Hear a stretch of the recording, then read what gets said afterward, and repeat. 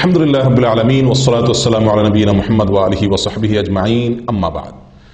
সম্মানিত দর্শক ভাই বোনেরা, আমাদের জীবনে অনেক সমস্যার মুখোমুখি আমরা হয়ে থাকি এবং সমস্যার সমাধানের জন্য কত না উপায়, কত না ব্যবস্থা আমরা গ্রহণ করে থাকি।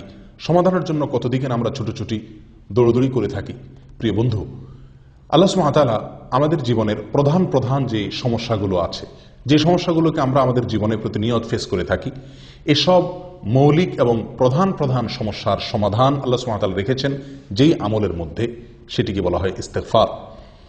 এবং শুধু সমস্যার সমাধান নয়, আল্লাহ সুবহানাহু ওয়া তাআলা আমাদেরকে অত্যন্ত আকর্ষণীয় কয়েকটি পুরস্কার দান করবেন যে আমলের মাধ্যমে, সেটি হলো ইস্তেগফার। সূরা নূহ যদি আমরা তেলাওয়াত করি দেখতে পাবো, আল্লাহ সুবহানাহু ওয়া তাআলা আল্লাহর নবী নূহ আলাইহিস সালামের একটি বক্তব্য তিনি কোট করে বলছেন। নূহ আলাইহিস সালাম তার জাতিকে লক্ষ্য করে বলেছিলেন, ফাকুল তুস্তাগফিরু রাব্বাকুম ইন্নাহু কানা গাফফারা। অর্থাৎ আল্লাহর নবী নূহ আলাইহিস সালাম তার জাতিকে লক্ষ্য করে বলেছিলেন যে তোমরা ইস্তেগফার করো, তোমাদের রবের কাছে তোমরা ক্ষমা প্রার্থনা করো, মাপ চাও। তাতে কি হবে, কি লাভ হবে? নাম্বার 1, ইন্নাহু কানা গাফফারা, নিঃসন্দেহে তিনি ক্ষমাশীল, তোমাদেরকে ক্ষমা করবেন। প্রিয় বন্ধু, একজন মুমিনের জীবনে যত সমস্যা আছে তার মধ্যে সবচেয়ে বড় সমস্যা, সবচেয়ে বড় প্রধান সমস্যা হলো যে তিনি আল্লাহর কাছে অপরাধী হয়ে আছেন। আল্লাহর কাছে অপরাধী হয়ে থাকার কারণে তার দুনিয়ার জীবনে সুখ শান্তির কমতি এবং ঘাটতি তিনি অনুভব করবেন এবং আখিরাতের জীবনের অশান্তি তো রয়েই গেছে। অতএব এই প্রধান সমস্যা যেটি, সেটি আল্লাহ তাআলা দূর করবেন, অর্থাৎ আমরা ক্ষমা পেয়ে যাব। নাম্বার 2, আল্লাহ সুবহানাহু ওয়া তাআলা পরবর্তী আয়াতে নূহ আলাইহিস সালামের জাতিকে লক্ষ্য করে তার ইস্তেগফারের বিনিময়ে আল্লাহর পক্ষ থেকে ঘোষিত সেই পুরস্কার বা সমস্যার সমাধানের কথা আল্লাহ তাআলা বলেন। কি সেটা? সেটা হলো আল্লাহ সুবহানাহু ওয়া তাআলা বলেন যে ফাকুল তুস্তাগফিরু রাব্বাকুম ইন্নাহু কানা গাফফারা ইউরসিলিস সামাআ আলাইকুম মিদরারা। আল্লাহ সুবহানাহু ওয়া তাআলা ইস্তেগফার করলে কি হবে? অনাবৃষ্টির সমস্যা দূর করে দিবেন। আল্লাহ তাআলা রহমতের বৃষ্টি জনপদে বেশি বেশি নাজিল করবেন যদি তারা ইস্তেগফার করে। নাম্বার 3, ওয়ায়ুমদিদকুম বিআমওয়ালিন ওয়া বানিন। যাদের সম্পদের অভাব, দারিদ্রতা, আজ আমাদের অনেকেরই অর্থের অভাব, এটি বড় একটা সমস্যা জীবনের। প্রিয় বন্ধু, সেই সমস্যার সমাধান আল্লাহ সুবহানাহু ওয়া তাআলা রেখেছেন ইস্তেগফারের মধ্যে। আমরা যদি ইস্তেগফার করি, আল্লাহ তাআলা বলেন ওয়ায়ুমদিদকুম বিআমওয়াল, শুধু সম্পদ দিবেন না, এমন সম্পদ দিবেন যেটি আমাদেরকে শক্তিশালী করে, যেটি আমাদেরকে সমৃদ্ধ করে, যেটি আমাদেরকে আমাদের হাতকে মজবুত করে, অর্থাৎ কাজের সম্পদ, বরকতের সম্পদ আল্লাহ তাআলা দান করবেন। ওয়া বানিন, অনেকেরই সন্তানহীনতার সমস্যা আছে, সম্পদ আছে কিন্তু সন্তান নাই। আল্লাহ সুবহানাহু ওয়া তাআলা সন্তানহীনতার সমস্যা দূর করে দিবেন। নিঃসন্তান থাকার যে সমস্যা, সেটি আল্লাহ তাআলা দূর করবেন ইস্তেগফারের মাধ্যমে। অতএব যদি কেউ ইস্তেগফার করে, আল্লাহ তাআলা তাকে সন্তান দান করবেন। হাসান বসরি রাহমাতুল্লাহর কাছে কেউ যদি সন্তানহীনতার অভিযোগ নিয়ে আসতো, তিনি বলতেন ইস্তেগফার করো। আমাদের আজকাল সন্তান না হলে আমরা কত আমল খুঁজে বেড়াই, আমল হাতের কাছেই রয়ে গেছে, সেটা হলো আপনি ইস্তেগফার করেন। শুধু সন্তান নয়, আল্লাহ তাআলা এমন সন্তান দিবেন যে সন্তান আপনাকে শক্তিশালী করবে। আল্লাহ বলেন ওয়ায়ুমদিদকুম বিআমওয়াল ওয়া বানিন, আল্লাহ তাআলা সম্পদ এবং সন্তান দিয়ে তোমাদেরকে শক্তিশালী করবেন, সমৃদ্ধ করবেন, সহযোগিতা করবেন, সাহায্য করবেন। অর্থাৎ যে সন্তান, যে সম্পদ আমাদের কাজে আসবে, যেটি আমাদের হাতকে শক্তিশালী করবে, আমাদেরকে দুর্বল করবে না। প্রিয় বন্ধু, ইস্তেগফারের মাধ্যমে আমরা প্রধান গুরুত্বপূর্ণ 3টি সমস্যার সমাধান এখানে পেয়ে যাচ্ছি। প্রথমত, আল্লাহ তাআলা আমাদেরকে মাফ করবেন, ক্ষমা পেয়ে যাব। দ্বিতীয়ত, অনাবৃষ্টির সমস্যা দূর হয়ে রহমতের বৃষ্টি আমরা পাবো। তৃতীয়ত, আমাদের অর্থের অভাব অনটন আল্লাহ তাআলা দূর করবেন। চতুর্থত, আল্লাহ তাআলা সন্তানের যে অভাব, সেটা আল্লাহ তাআলা দূর করবেন ইস্তেগফারের মাধ্যমে। এবং পরবর্তীতে আল্লাহ সুবহানাহু ওয়া তাআলা আরো কয়েকটি পুরস্কারের কথা বলছেন। আল্লাহ সুবহানাহু ওয়া তাআলা বলেন ওয়ায়ুমদিদকুম বিআমওয়ালিন ওয়া বানিন ওয়া ইয়াজআল লাকুম জান্নাতিন ওয়া ইয়াজআল লাকুম আনহারা। আরো 2টি পুরস্কারের কথা আল্লাহ তাআলা পরবর্তী আয়াতে বলছেন। যদি তোমরা ইস্তেগফার করো, তাহলে আল্লাহ সুবহানাহু ওয়া তাআলা বাগ বাগিচা, ক্ষেত খামার, ফসল, এগুলো আল্লাহ সুবহানাহু ওয়া তাআলা বাড়িয়ে দিবেন। রিজিক বেড়ে যাবে, অর্থ আছে, সন্তানও আছে, কিন্তু ক্ষেত খামার, ফসল ইত্যাদি ভালো হয় না, এটাও একটা সমস্যা। আল্লাহ তাআলা সেই সমস্যার সমাধান রেখেছেন ইস্তেগফারের মাধ্যমে। ফসল ইত্যাদি বেশি হবে যদি আল্লাহর কাছে আমরা ইস্তেগফার করি। নাম্বার 6, আল্লাহ সুবহানাহু ওয়া তাআলা বলছেন ওয়াজআল লাকুম আনহারা, ইয়াজআল লাকুম জান্নাতিন ওয়া ইয়াজআল লাকুম আনহারা, এবং তোমাদের জন্য নদী, নালা, নহর, প্রশবন, ঝর্ণা, পানির যে সমস্যা, আসমান থেকে নাজিল হওয়া পানি, এটি আল্লাহ তাআলার একটি রহমত। আর জমিনে এরকমভাবে নদী, নালা ইত্যাদিতে পানি থাকা, খাল বিল ইত্যাদিতে পানি পরিপূর্ণ থাকা প্রয়োজন অনুপাতে, সেটা আরেকটা আল্লাহ তাআলার নিয়ামত, সেটিও পাওয়া যাবে ইস্তেগফারের মাধ্যমে। 6টি নিয়ামত আমরা এই আয়াত থেকে, শুধুমাত্র এই 3টি আয়াত থেকে আমরা পেয়ে গেলাম। প্রিয় বন্ধু, ইস্তেগফারের মাধ্যমে আরো একটি জীবনের বড় সমস্যার সমাধান আল্লাহ তাআলা রেখেছেন, সেটি হলো বিপদ আপদ, মুসিবত। এমন কোনো মানুষ নেই যার জীবনে বিপদ আপদ আসে না, যিনি বিপদ মুসিবতের সম্মুখীন হন না, এরকম কোন লোক আমরা একটি মানুষও সারা পৃথিবীতে খুঁজে পাবো না। প্রত্যেকটা লোকের জীবনে বিপদ আপদ এবং মুসিবত আসে। প্রিয় বন্ধু, এই মুসিবত আসলে আমরা অস্থির হয়ে যাই, খুব বেশি টেনশন করি। টেনশন আপনি করেন, চিন্তা আপনি করেন, কিভাবে সে সমস্যা থেকে আপনি উত্তরণের পথ খুঁজে পাবেন সেই চেষ্টা আপনি করেন। কিন্তু বন্ধু, আপনি যত বেশি চিন্তা এবং টেনশন করবেন তার চাইতে বেশি আপনাকে ইস্তেগফার করা উচিত। কারণ ইস্তেগফার বেশি করার মধ্যেই আল্লাহ সুবহানাহু ওয়া তাআলা মুসিবত থেকে বের হওয়ার উত্তরণের পথ সেখানে আল্লাহ তাআলা রেখে দিয়েছেন, ইস্তেগফার করার মধ্যে। এ বিষয়ে আমরা অত্যন্ত গুরুত্বপূর্ণ এবং বেশ শক্তিশালী কয়েকটি দলিল আমরা নিতে পারি। নাম্বার 1, আদি পিতা আদম আলাইহিস সালাম তার জীবনে যখন সবচেয়ে বড় সমস্যার তিনি সম্মুখীন হলেন, জান্নাত থেকে আল্লাহ তাআলা বের করে দিলেন, আল্লাহ অসন্তুষ্ট হয়ে গেলেন, তখন তিনি আল্লাহ সুবহানাহু ওয়া তাআলার কাছে ইস্তেগফার করেছিলেন। আল্লাহ তাআলা তাকে তখন তার সে সমস্যা দূর করেছিলেন। কিভাবে ইস্তেগফার করেছিলেন? তিনি বলেছিলেন, রব্বানা যালামনা আনফুসানা ওয়া ইল্লাম তাগফির লানা ওয়া তারহামনা লানাকুনান্না মিনাল খাসিরিন। হে আমার রব, নিশ্চয় আমি আমার উপরে অবিচার করেছি, নিজের প্রতি নিজে জুলুম করেছি। যদি আপনি ক্ষমা না করেন, আপনি রহম না করেন, আমার বড় ক্ষতি হয়ে যাবে, আমি বড় ক্ষতিগ্রস্ত হয়ে যাব। মাবুদ আল্লাহর কাছে ছোট হয়ে ক্ষমা চেয়েছেন, আল্লাহ তাআলা তার সমস্যা দূর করে দিয়েছেন।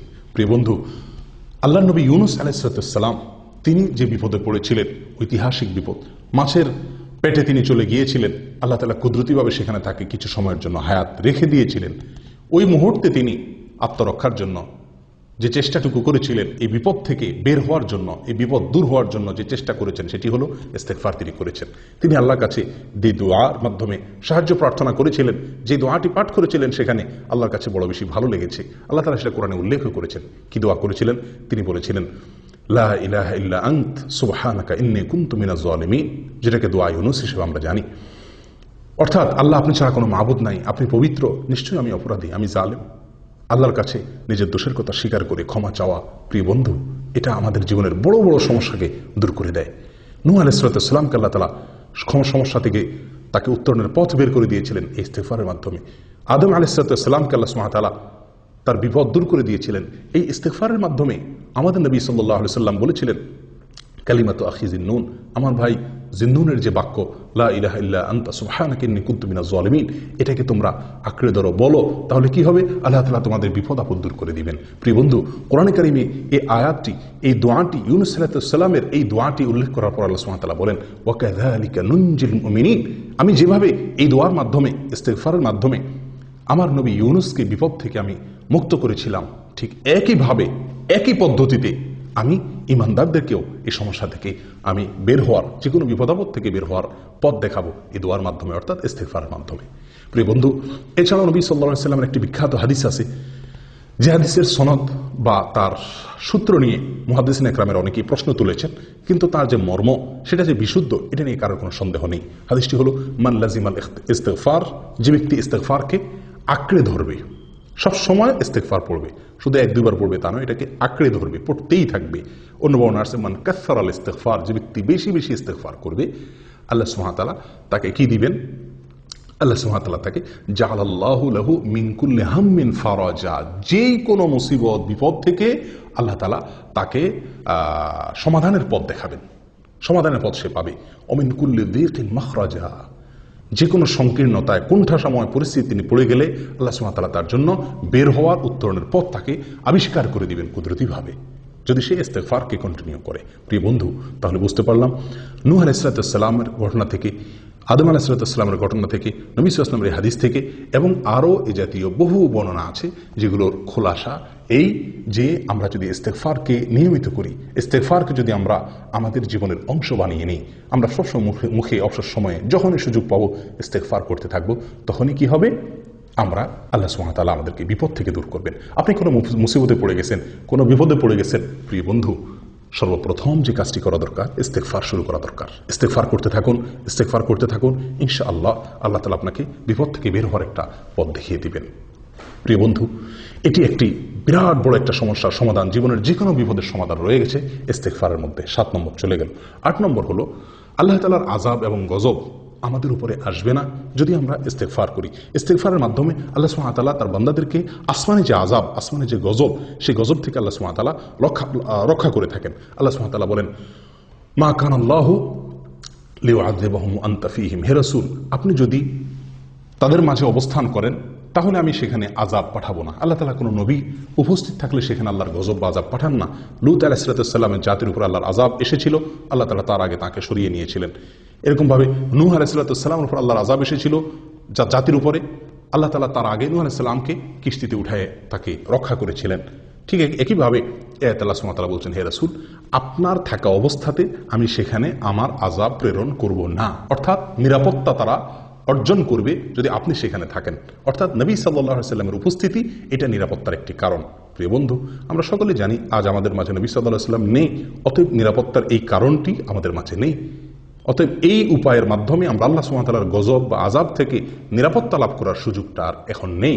কিন্তু আয়াতের পরের অংশ আমাদের জন্য শুভ সংবাদ বহন করছে, সেটি হলো আল্লাহ সুবহানাহু ওয়া তাআলা বলেন, ওমা কানাল্লাহু মুআযযিবাহুম ওয়া হুম ইস্তাগফিরুন, আর যদি তারা ইস্তেগফার করে, কোন জাতি কোন সম্প্রদায়ের লোকরা যদি ইস্তেগফারে মশগুল থাকে, ইস্তেগফারে লিপ্ত থাকে, তবুও আল্লাহ সুবহানাহু ওয়া তাআলা তাদের উপরে আল্লাহর আযাব এবং গজব নাজিল করবেন না। প্রিয় বন্ধু, আল্লাহর আযাব গজব থেকে নিরাপত্তা লাভ করার দ্বিতীয় যে উপায়টি সেটি এখনো আছে, সেটি ভ্যালিড আছে, সেটি হলো ইস্তেগফার করা। ইস্তেগফার করলে আল্লাহর আযাব এবং গজব থেকে আমরা নিরাপদ থাকতে পারবো। প্রিয় বন্ধু, 8টি বড় বড় সমস্যার সমাধান আল্লাহ সুবহানাহু ওয়া তাআলা রেখেছেন এই ইস্তেগফারের মাধ্যমে। 9 নম্বর হলো একটি সারপ্রাইজ পুরস্কার। একটি সারপ্রাইজ পুরস্কার আল্লাহ সুবহানাহু ওয়া তাআলা আমাদেরকে দিবেন ইস্তেগফারের মাধ্যমে। সেটি হলো এমনভাবে আল্লাহ সুবহানাহু ওয়া তাআলা রিজিক দিবেন যে যেখান থেকে রিজিক এসে আমাদেরকে রীতিমতো সারপ্রাইজড করে দিবে, যে রিজিক আমাদেরকে এরকমভাবে চমকায় দিবে, এরকম রিজিক আল্লাহ সুবহানাহু ওয়া তাআলা দিবেন। কল্পনাতীত উৎস থেকে আল্লাহ তাআলা আমাদেরকে রিজিক দিবেন। এই জন্য হাদিসের যে হাদিসটি একটু আগে বলছিলাম তার শেষ অংশ হলো এরকম, ওয়ারাযাকাহু মিন হাইসু লা ইয়াহতাসিব, যে ব্যক্তি সবসময় ইস্তেগফার করবে আল্লাহ তাআলা তাকে এমন জায়গা থেকে রিজিক দিবেন যে সে কল্পনাও করছে না। প্রিয় বন্ধু, আর কি চাই? আল্লাহ তাআলা ক্ষমা করবেন, অনাবৃষ্টি সমস্যা দূর হবে, অর্থের অনটন দূর হবে এবং বরকতময় অর্থ পাওয়া যাবে, সন্তানহীনতার সমস্যা দূর হবে এবং বরকতের সন্তান, যে সন্তান কাজে আসবে সেইটা পাওয়া যাবে, শস্য ফসল ক্ষেত খামার ইত্যাদি ভালো হবে, নহর নদী নালা ইত্যাদিতে পানি পরিপূর্ণ থাকবে, যেটা মানুষের জীবনের জন্য গুরুত্বপূর্ণ বিষয়, বিপদ আপদ মুসিবত দূর হয়ে যাবে যদি ইস্তেগফারকে কন্টিনিউ করা যায়, আল্লাহর আযাব এবং গজব থেকে নিরাপত্তা লাভ করা যাবে এবং সারপ্রাইজের যে পুরস্কার আল্লাহ সুবহানাহু ওয়া তাআলা রেখেছেন সেটা পাওয়া যাবে। প্রিয় বন্ধু, তার চেয়ে বড় কথা আল্লাহ তাআলা ক্ষমা করবেন, মাফ করে দিবেন। 9টি আমাদের জীবনের 8টি বড় বড় সমস্যার সমাধান এবং 9 নম্বর হলো একটি সারপ্রাইজ পুরস্কার। অকল্পনীয় ইস্যু থেকে, উৎস থেকে আল্লাহ তাআলা রিজিক দান করবেন। কিসের মাধ্যমে? ইস্তেগফারের মাধ্যমে। প্রিয় বন্ধু, আসুন সবসময় ইস্তেগফার করতে থাকি। বাসা বাড়িতে কাজের জায়গায় ইস্তেগফার দেয়ালে দেয়ালে লিখে রাখি দিই, যেন দেখে আমার ইস্তেগফার পড়ার কথা স্মরণ হয়, একে অন্যকে স্মরণ করিয়ে দিই, ইস্তেগফার করতে থাকি। ইস্তেগফার মানে হলো আল্লাহর কাছে ক্ষমা প্রার্থনা করা। আল্লাহর কাছে ক্ষমা প্রার্থনা করার জন্য আমি নিজের ভাষা যে কোনোভাবে ক্ষমা চাইতে পারি, আল্লাহ আপনি মাফ করে দিন। তবে হাদিসে কয়েকটি ভাষা আমাদেরকে শিক্ষা দেওয়া আছে, তার ভিতরে সবচেয়ে সহজ, সবচেয়ে সরল ইস্তেগফার হলো, সবচেয়ে ছোট্ট ইস্তেগফার হলো আস্তাগফিরুল্লাহ ওয়া আতুবু ইলাইহি। আল্লাহর কাছে আমি ইস্তেগফার করছি, ক্ষমা চাচ্ছি এবং তার দিকে আমি ফিরে যাচ্ছি। এর বাইরেও অন্যান্য ইস্তেগফার হাদিসের যে সমস্ত ইস্তেগফার বর্ণিত আছে সেগুলো আমরা করতে পারি। আস্তাগফিরুল্লাহাল্লাযী লা ইলাহা ইল্লা হুয়াল হাইয়ুল কাইয়্যুম ওয়া আতুবু ইলাইহি। ওই আল্লাহ যিনি ছাড়া কোনো মাবুদ নেই, আমি তার কাছে ইস্তেগফার করছি, তিনি চিরঞ্জীব, তিনি কাইয়্যুম, এবং তার কাছে আমি প্রত্যাবর্তন করছি। ইস্তেগফারের ভিতরে সবচেয়ে শ্রেষ্ঠ ইস্তেগফার হলো সাইয়্যিদুল ইস্তেগফার। অত্যন্ত মূল্যবান একটি দোয়া, সকাল সন্ধ্যা পড়ার জন্য নবী সাল্লাল্লাহু আলাইহি ওয়াসাল্লাম আমাদেরকে ইরশাদ করেছেন, নসিহত করেছেন। প্রিয় বন্ধু, এটি আমাদের সকলের মুখস্থ থাকা উচিত। সাইয়্যিদুল ইস্তেগফার হলো আল্লাহুম্মা আনতা রাব্বি, হে আল্লাহ আপনি আমার রব, লা ইলাহা ইল্লা আন্ত, আপনি ছাড়া কোনো মাবুদ নাই, খালাকতানি, আপনি আমাকে সৃষ্টি করেছেন, ওয়া আনা আবদুক, আমি আপনার গোলাম, ওয়া আনা আলা আহদিকা ওয়া ওয়া'দিকা, আমি আপনার অঙ্গীকার, আপনার ওয়াদা, আলাস্তু বিরব্বিকুম, যে আপনি আমাকে রব হিসাবে স্বীকারোক্তি নিয়েছিলেন সেটার উপরে আমি আছি, এখন আমি স্বীকার করছি। ওয়া আনা আলা আহদিকা ওয়া ওয়া'দিকা মাস্তাতা'তু, যতটুকু সম্ভব আমি সেই স্বীকারোক্তির উপরে এখনো অটল আছি। ওয়া আনা আলা আহদিকা ওয়া ওয়া'দিকা মাস্তাতা'তু আউযু বিকা মিন শাররি মা সানা'ত, আল্লাহ আমি যে সমস্ত অপকর্ম গুনাহ করেছি এগুলোর ক্ষতি থেকে আপনার কাছে আশ্রয় চাই। ওয়া আউযু বিকা মিন শাররি মা সানা'ত আবুউ লাকা বিনি'মাতিকা আলাইহি, আল্লাহ আপনি যে নিয়ামত আমার প্রতি দিয়েছেন আমি সেটাকে স্বীকার করি। ও আবুউ লাকা বিযামবি, আল্লাহ আমি যে অপরাধ করেছি সেটাকেও আমি স্বীকার করি। ফাগফিরলি ফাইন্নাহু লা ইয়াগফিরুয যুনুবা ইল্লা আন্ত, অতএব আমাকে ক্ষমা করে দিন, কারণ আপনি ছাড়া আমাকে কেউ ক্ষমা করতে পারবে না। আসুন ভাই, ইস্তেগফারকে সবসময় নিয়মিত ইস্তেগফারকে আমার জীবনের অংশ বানিয়ে নিই, আমার অবসর সময়গুলোকে পরিপূর্ণ করে দিই ইস্তেগফারের মাধ্যমে। আল্লাহ তাআলা আমাদের সকলকে বেশি বেশি ইস্তেগফার করার তৌফিক দান করুন। সকল কল্যাণের অধিকারী হওয়ার পরেও আমার নবী সাল্লাল্লাহু আলাইহি ওয়াসাল্লাম দৈনিক 70 বার ইস্তেগফার করতেন আল্লাহর কাছে। আমরা 70 বার কয়জন মানুষ ইস্তেগফার করতে পারি? বরং আমাদের তো আরো বেশি করা উচিত। কমপক্ষে আস্তাগফিরুল্লাহ আস্তাগফিরুল্লাহ এই বাক্যটি অর্থ সহকারে বুঝে আল্লাহর কাছে নিজেকে অপরাধী হিসাবে ছোট তুচ্ছ করে পেশ করে আল্লাহর কাছে ক্ষমা প্রার্থনা করি। আল্লাহ তাআলা আমাদের সকলকে আমল করার তৌফিক দান করেন। জাযাকুমুল্লাহ ওয়া আখিরু দাওয়ানা আলহামদুলিল্লাহি রাব্বিল আলামিন।